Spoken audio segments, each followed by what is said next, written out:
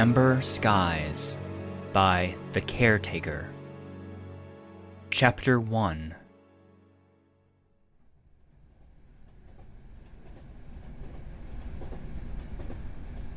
She woke to find herself in a boxcar full of corpses, which was damn lucky, because it meant she now had a one-way train ticket to exactly where she wanted to go. All that was left to do was pass the time. The student took inventory of her body. It was the first thing she knew to do in case of catastrophic injury, but the ritual of it was almost meditative now.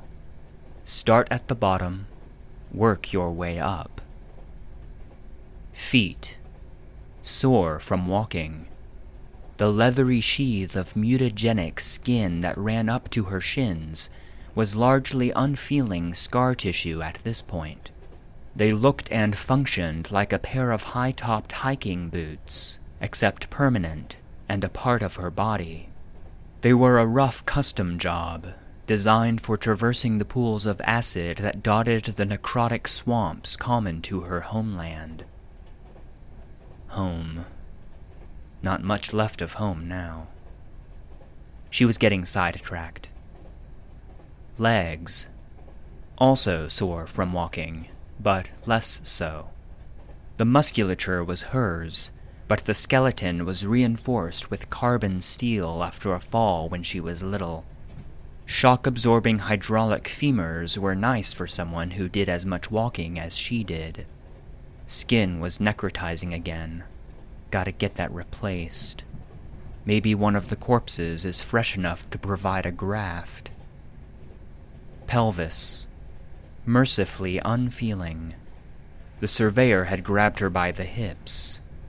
Skeleton was completely replaced a long time ago, but she could feel a hitch in the joint of her left leg whenever she moved it, just so.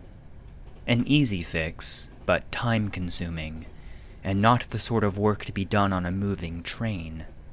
No necrotization here. At this point it was all synthetic. Uterus was completely original, not that it meant much. The little bundle of braided tubes that assisted her endocrine system remained stapled to her skin. The jangling was annoying, kept getting stuck on her hatchet, thus, staples. Fluids were looking a little dark. She must be dehydrated. Torso. Felt fine, aside from the strain on her spine from carrying her things.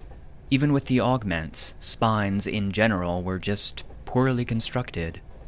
Flesh was scarred, lots of burns, but mostly original. Both clavicles were removed and replaced with cargo sockets. She rolled her shoulders. It seemed like everything was working well. Breasts and sternum had been removed too, replaced with subdermal bullet-proofing. She had spent extra for the good stuff there. One solid hand-ground piece of sloped armor. Getting shot in the lung was a lesson you only needed to learn once. Heart was completely mechanical. She even had a backup in her bag just in case.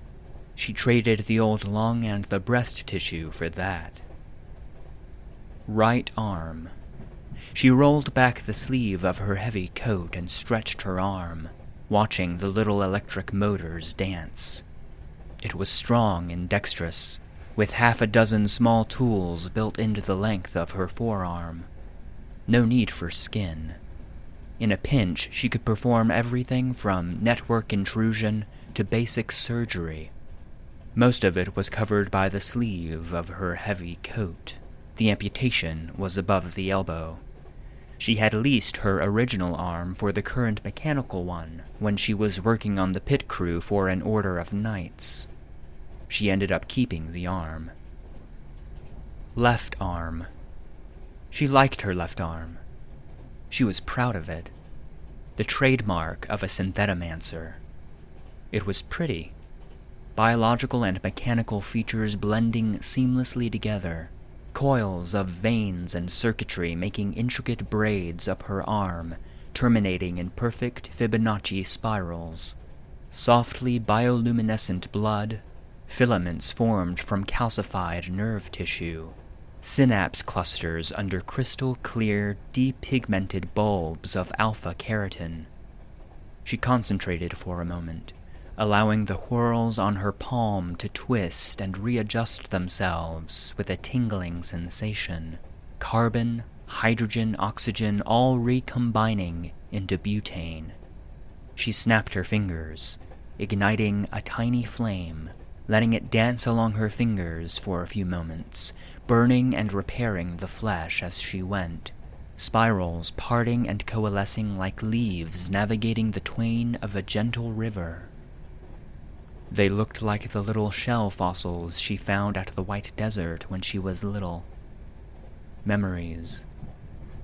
Loss. The spirals in her hand began to twist and pulse.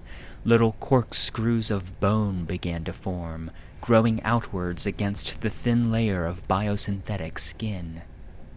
It hurt. She winced and regained control a moment later. Careless. She shook her arm, and the flame on her finger went out. Head. Still a bit hazy from the pain. Where to start with the head? Neck. Parched. Currently being warmed by a scarf with a length of handmade mail hidden in the folds. Rebreather was working well, because it was made well. It was made well because she made it. She made it because it used to be her job. Like everyone of her strain, she had no teeth, only 2 solid ridges of tough bone, largely blunt and made for gnashing, but gradually coalescing into a single triangular point, evolved for ripping flesh. She clacked her jaws together experimentally. Clack. Clack.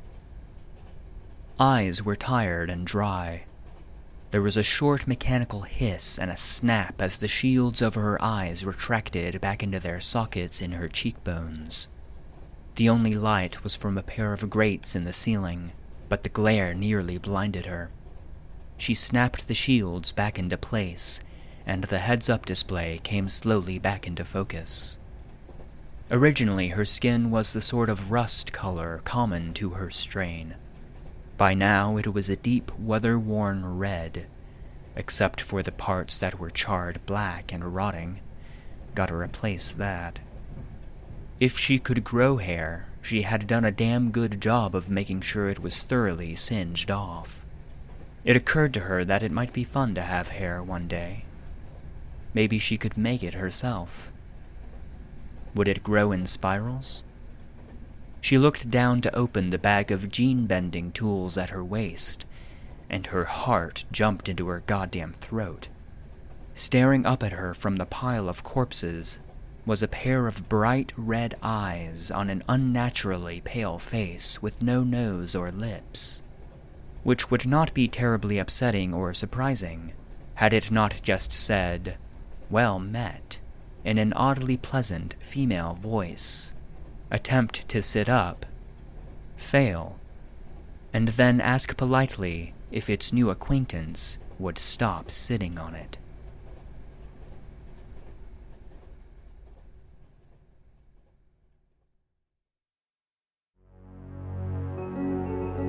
If you'd like to hear more of this story, let us know by emailing us at scpdatapodcast@gmail.com or by visiting any of our social media profiles, links in the description.